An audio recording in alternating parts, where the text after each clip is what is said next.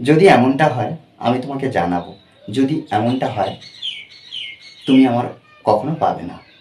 যদি এমনটা হয় তুমি আমাকে কখনো পাবে না। দেখো এখানে যদি এমনটা হয়, যদি এমনটা হয় এই এক্সপ্রেশন আমাদের কী করতে হবে, ইংলিশে বলতে হবে। দেখো এখানে বাক্যগুলো কী আছে, যদি এমনটা হয় তুমি বাঁচবে না, মানে কি যদি এই ধরনের ঘটনা ঘটে, হ্যাঁ, যদি মারাত্মক কোনো ঘটনা হয় তাহলে কি তুমি বাঁচবে না।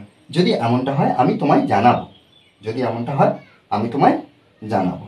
যদি এমনটা হয় তুমি কোনোদিন আমাকে পাবে না, যদি এমনটা হয় তারা পার্টিতে আসবে না।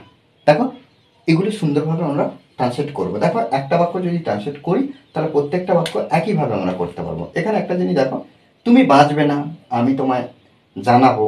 দেখো এই যে এক্সপ্রেশনগুলো একটা যেমন একটা টেন্স অনুযায়ী আমরা ট্রান্সলেট করি ঠিক তেমনভাবে করব। আর এটা কি, এটার জন্য আমরা কি করব না, if if that's, if that's the case, যদি এমনটা হয়, এটার জন্য প্রত্যেকবারে এই বিষয়টা আমাদের মাথায় রাখতে হবে। তাহলে কি যদি এমনটা হয়, ইফ দ্যাটস দ্য কেস, যদি এমনটা হয় তুমি বাঁচবে না, তাহলে ইউ ওন্ট লিভ। দেখো ইউ ওন্ট লিভ, তুমি বাঁচবে না। আমরা ইংলিশ সাধারণত এখানে এখানে বাঁচবে না, এই যে উইল থেকে ওন করা হয়েছে, এখানে উইল থেকে ওন, যেহেতু নেগেটিভ নেগেটিভ ফর্মে আমরা অ্যাডজাস্ট করে নট ব্যবহার করেছি, তাহলে ইউ ওন্ট লিভ, তুমি বাঁচবে না। যদি এমনটা হয় আমি তোমায় জানাবো। দেখো একইভাবে কি করব, if that's the case, if that's the case, যদি এমনটা হয় আমি তোমায় জানাবো। তাহলে এখানে জানাবো ফিউচার আছে, তাহলে আমরা এখানে কি লিখব, আই উইল ইনফর্ম, কাকে, তোমায়, you, okay, I will inform you, আমি তোমাকে জানাবো। যদি এমনটা হয় তুমি কোনোদিন আমাকে পাবে না, তাহলে এখানে ইফ দ্যাটস দ্য কেস, একইভাবে লিখে দেবো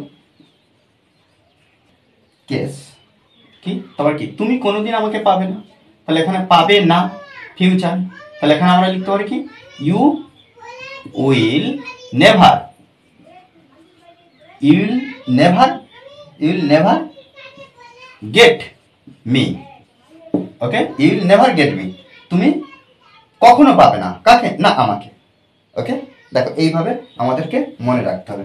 যদি এমনটা হয় তারা পার্টিতে আসবে না, তাহলে এখানে আমরা একইভাবে আমরা এটা তুলে দেবো পুরোটা, ইফ কেস, তাহলে ইফ দ্যাটস দ্য কেস, যদি এমনটা হয় তারা পার্টিতে আসবে না, তাহলে they won't, they won't come to the party,